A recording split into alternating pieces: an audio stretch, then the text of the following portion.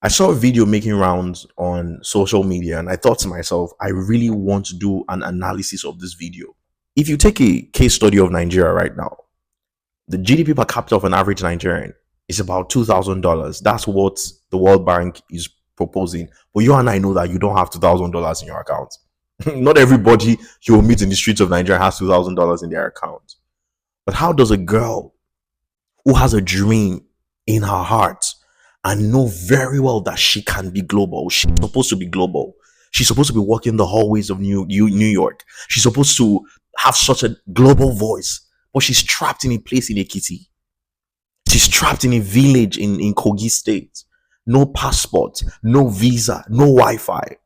Well, I made this video for you, and if you stick around to the very end, you are going to be happy you did. Welcome to the Inside Scoop.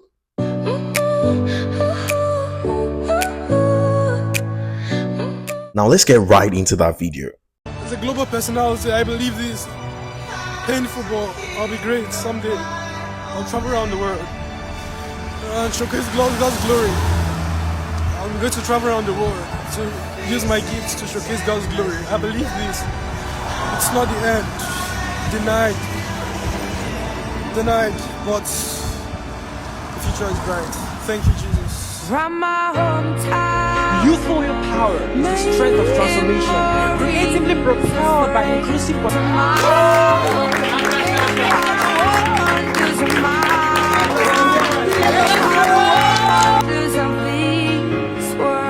This is what it means to stand in the And even when the table doesn't turn to us, we will change our chairs to secure the seats at the table. Poet Victoria Shaka. Victory at Shaka. Phew, that's amazing. There are so many things as I looked at this video that really triggered my heart. I've seen this video probably maybe 5 times because it speaks to the fundamental principles that actually make for success. Very beautiful, fantastic. In fact, the person who sent me this video was my wife. She sent me this video on LinkedIn and I watched it and I quickly went on Instagram to search the individual out. And then that was how I was able to extract this video. And while we were having a conversation last night, she said to me, "This gentleman reminds me of you." And that's why I really wanted him to make this video today. Every single person you see in life today has been handed a card that they didn't bargain for. They didn't ask for. Somebody today is born in Qatar in a rich oil economy where citizens are paid. Another person is born in America and they become an American citizen and they have access to the American dream. And somebody else is born in Nigeria where both the father and the mother are struggling with chronic and severe poverty. Question: every single one of us have not been dealt with the same card. But the outcomes of our lives are really not dependent on where you're coming from. The outcomes of your life are dependent on the decisions you make today. There is a beautiful quote that I really want to leave you with. And it says this: you are born looking like your parents, but you will die looking like your convictions. Question: what is currently running your operating system today? Is it the convictions that your parents handed to you? The parents that were struggling with poverty, the environment that all you saw was scarcity, people who didn't inspire or cause the baby in you to leap. Are those the convictions you're running with? And today you tell everybody, if I was born into a rich family, if I was born in America, my life would be better. Hey, wake up. You would die looking like the convictions you are currently holding. And so what convictions hold you?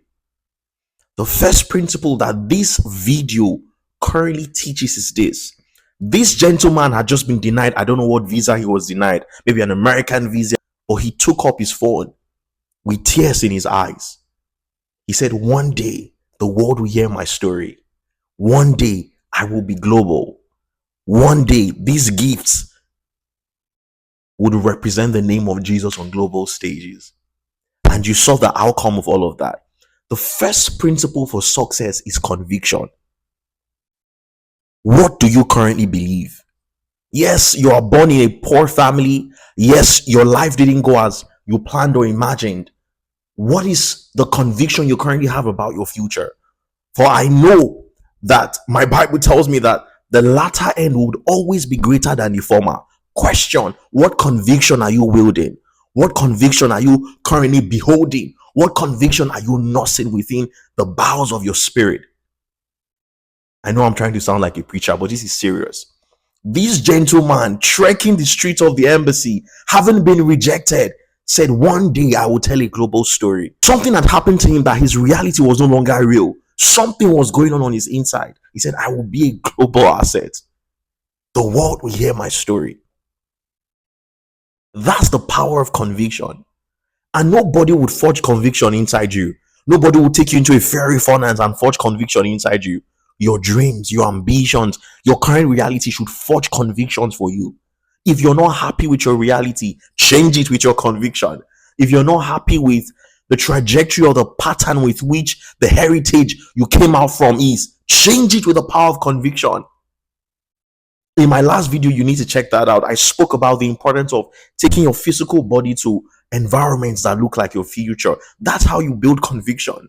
Gleaning from mentors, reading books that inspire you. That's how you forge conviction. Watching YouTube videos of people that have gone the path, like what you're currently doing right now. That's how you forge conviction. It takes one idea, the power of a good idea, for your life to change forever.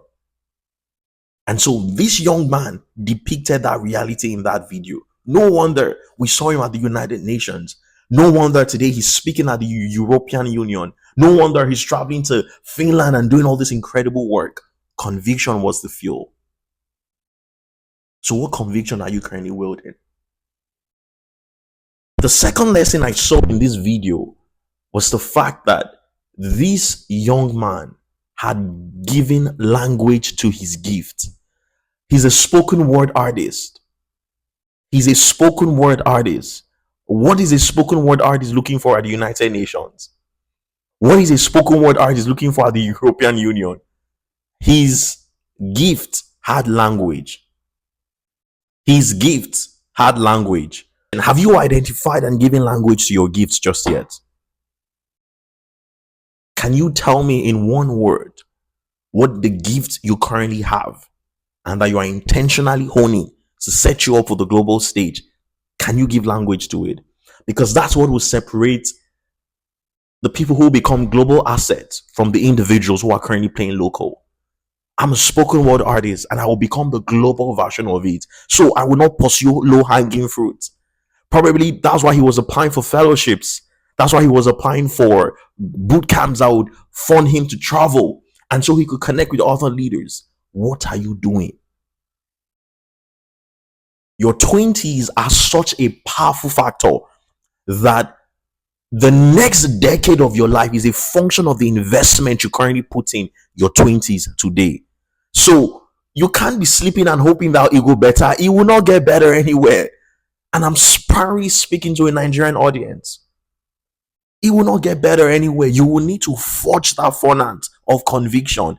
Sit down and ask yourself, what exactly am I good at? Communications. Oh, I'm good with analytics and research. I'm good with project management and design. I'm a fantastic social entrepreneur. What exactly are you good at? Give it language. And that language you give that gift would begin to form the ladder with which you will climb on all the global stages. This young man had given language to his gift. So what is your gift?